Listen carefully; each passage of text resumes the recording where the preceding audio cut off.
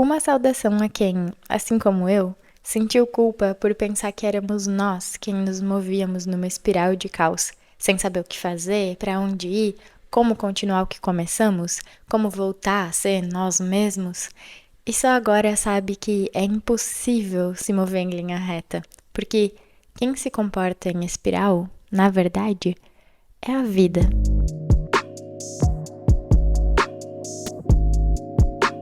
Penso que, não por acaso, muitas filosofias usam um círculo para representar o movimento da vida.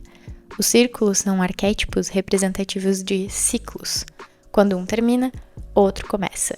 E assim podemos criar uma espiral, afinal, um ciclo está inevitavelmente conectado com o próximo. A própria astrologia trabalha com essa ideia, mas a gente não precisa se afastar muito dos conhecimentos socialmente aceitos no Ocidente para lembrar de outras culturas que também utilizam o círculo como símbolo da vida, ou, para ser ainda mais pontual, como símbolo da passagem do tempo. Viver é usufruir do tempo, eu diria.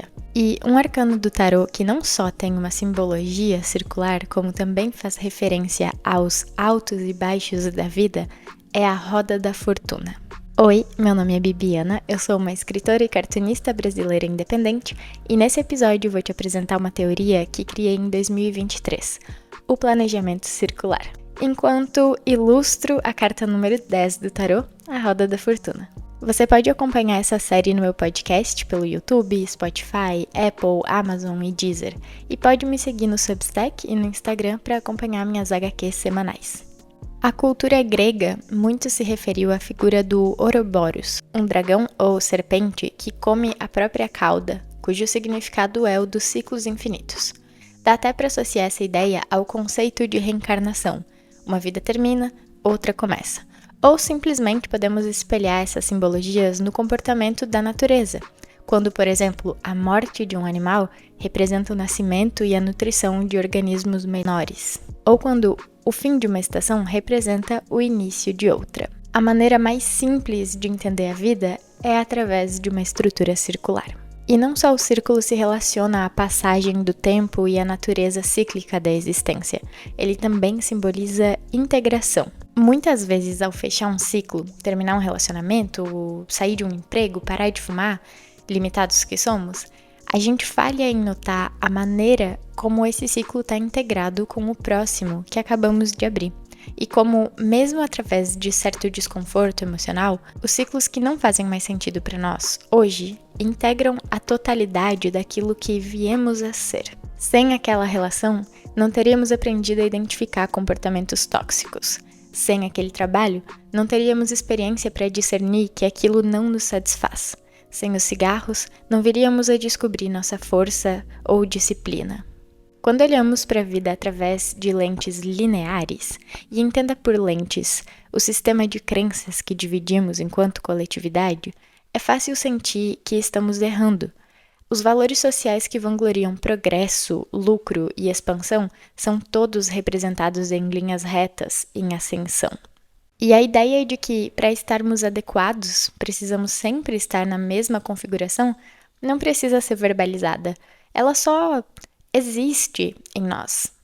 Combater essa noção para, então, promover mais sustentabilidade em nossos movimentos dentro de uma vida que acontece em espiral e vivermos ciclos emocionalmente satisfatórios, fisicamente equilibrados e financeiramente prósperos, exige que a gente aprenda a fluir. E para fluir, precisamos nos mover de uma forma natural. Em outras palavras, precisamos estruturar nossos planos de maneira circular e não linear. Quando a gente está seguindo um planejamento ou rotina, a gente tem artificialmente a ideia de que o progresso vai acontecer de maneira linear. Se, por exemplo, começamos a praticar um instrumento musical, dentro de 2 semanas, provavelmente, seremos proficientes em alguns acordes, algumas notas. Se, no entanto, essas 2 semanas transcorrem e a gente constata que a nossa habilidade não teve a progressão esperada, a gente se desmotiva. E a desmotivação aqui é uma frustração justa, afinal, nossas expectativas não foram atendidas. A falta de motivação recorrentemente causa uma inconsistência nas nossas atitudes.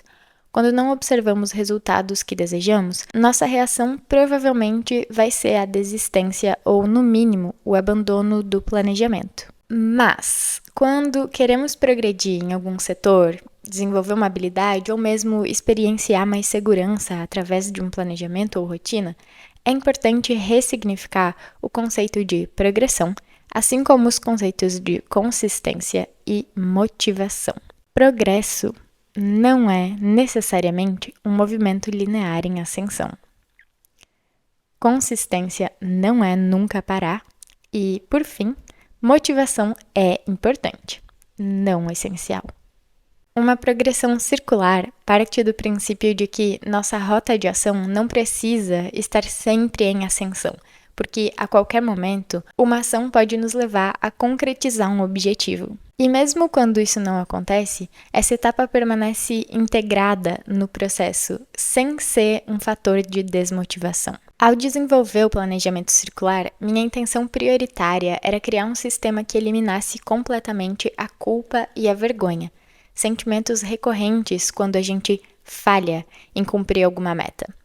E isso se torna possível com a estrutura circular porque esse tipo de planejamento consegue fluir junto das nossas necessidades mais urgentes e também das mais profundas.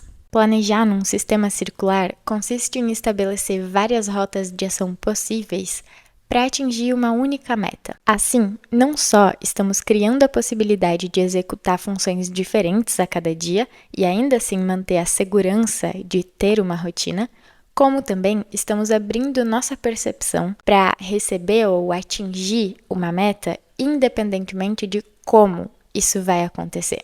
E esse é um dos princípios básicos da cocriação ou manifestação para quem tiver interesse no assunto. Da mesma forma que as cores transmitem mensagens não verbais, as formas e as imagens também produzem esse efeito no cérebro humano. O círculo, como mencionei, ele funciona como um arquétipo para unidade, integridade, alma, o eu, perfeição, glória e poder, santidade e bênção, acaso e presságio, amizade e intimidade, tempo e eternidade. Portanto, ao visualizar uma figura circular e um planejamento dentro dessa estrutura, intuitivamente a gente recebe essas informações junto da execução das tarefas. Pelo menos essa é a minha intenção. Mas voltando à roda da fortuna, para o tarô, ela representa a natureza do universo. Sua simbologia demonstra que as coisas estão em fluxo constante e que nada permanece o mesmo para sempre.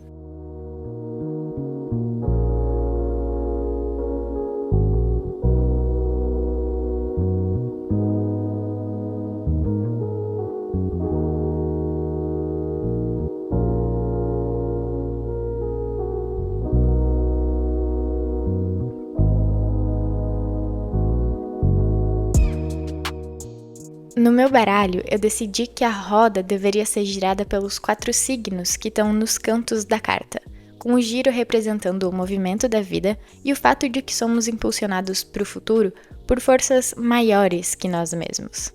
E claro, a roda em si, em alguns baralhos, é um tear, em outros é um instrumento de tortura. No meu tarô, é um planejamento circular.